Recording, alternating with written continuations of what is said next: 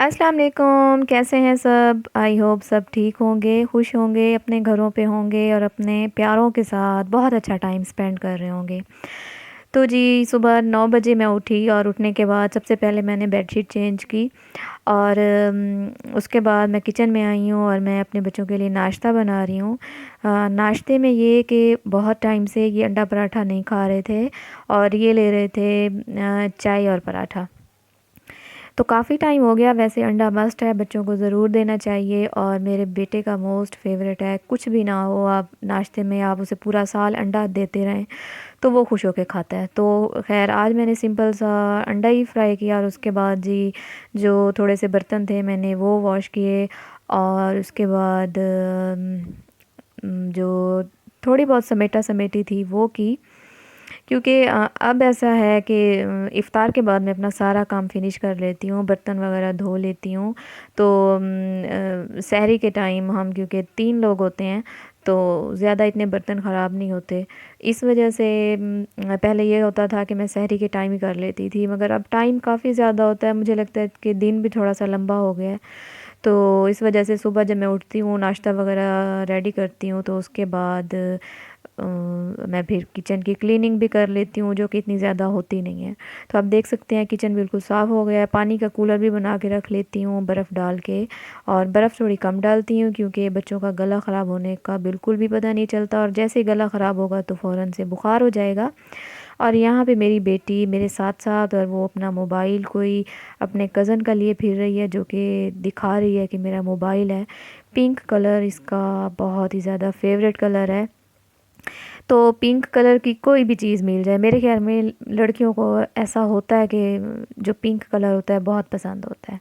तो खैर मेरी बेटी मेरे साथ साथ, और जो बच्चों वाला घर होता है उसमें तो ऐसा ही होता है कि आप जितना समेट लें जितना कर लें, थोड़ी देर बाद फिर वही हाल होता है। तो बस शुक्र है कि ज़्यादा बच्चे इतने ज़्यादा शरारती नहीं हैं, वरना पता नहीं क्या हाल होता है। मगर अभी भी फैलाने के लिए बहुत कुछ होता है इनके पास।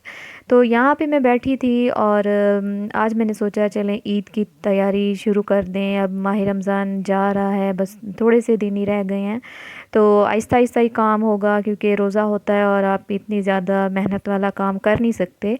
तो इस वजह से मैंने सोचा डेली एक एक काम कर लूँगी जो कि डीप क्लीनिंग वाला होता है, क्योंकि बाकी काम तो हम चलते रहते हैं, हम कर लेते हैं। बाकी कुछ चीज़ें ऐसी होती हैं जो इग्नोर हो जाती हैं, स्पेशली उन हाउसवाइफ्स के लिए जो जिनके बच्चे छोटे हों और सारा कुछ उन्होंने देखना हो, क्योंकि आप ढंग से अगर 2-4 काम ही करते हैं तो उसमें ही दिन निकल जाता है।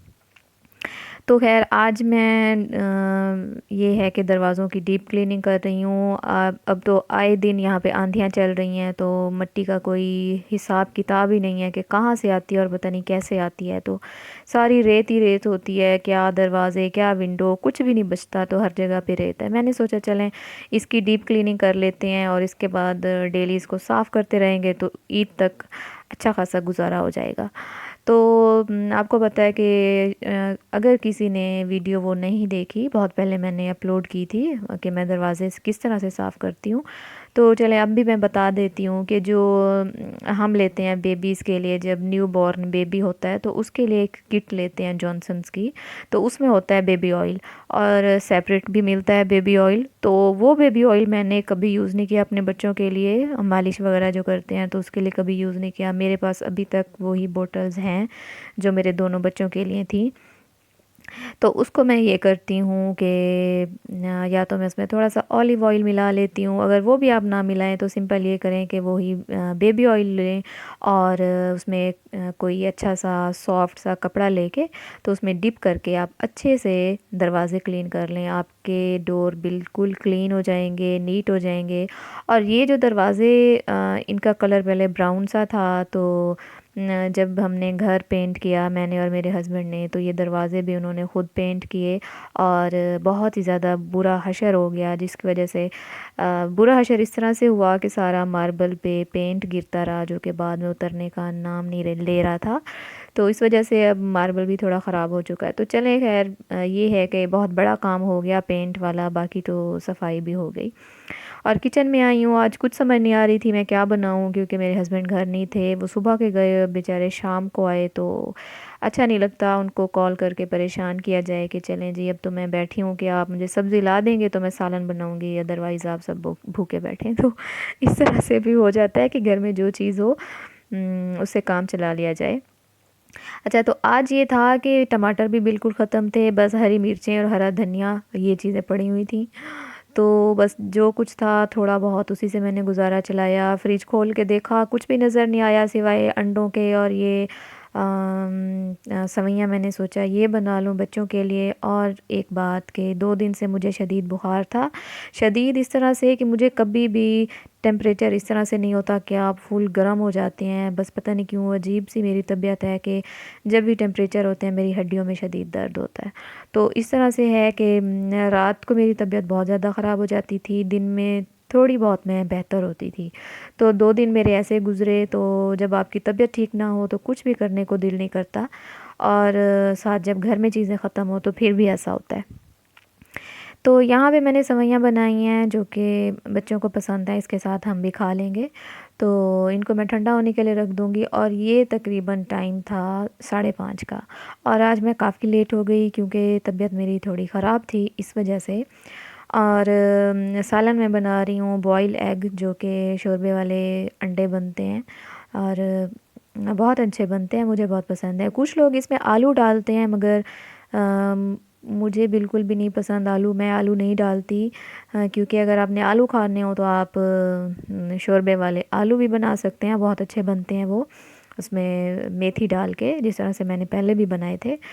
तो मैंने ये किया कि प्याज मैंने सॉफ़्ट होने के लिए रख दिए थे, इसमें पानी डाल के और टमाटर डाल के। वो सॉफ़्ट इतने अच्छे से नहीं हुए, पता नहीं प्याज़ों को क्या था, तो खैर थोड़े से सॉफ़्ट हुए हैं। अब उसको मैंने मसाला तैयार किया जिसमें नमक, लाल मिर्च, हल्दी और सूखा धनिया डाला है पिसा हुआ। उसके बाद मैंने उसमें दही ऐड कर दिया है। और अंडे थे तकरीबन 4 अंडे हैं, थे नहीं 4 अंडे हैं। तो हमारे लिए बहुत हैं, हम क्योंकि लोग कम हैं खाने वाले, फैमिली मेम्बर्स कम हैं, तो ये भी बहुत हो जाते हैं। तो ये है कि मैंने दही डाल के उसको मैंने थोड़ा सा पकने के लिए रखा है, थोड़ा सा पानी भी ऐड किया है।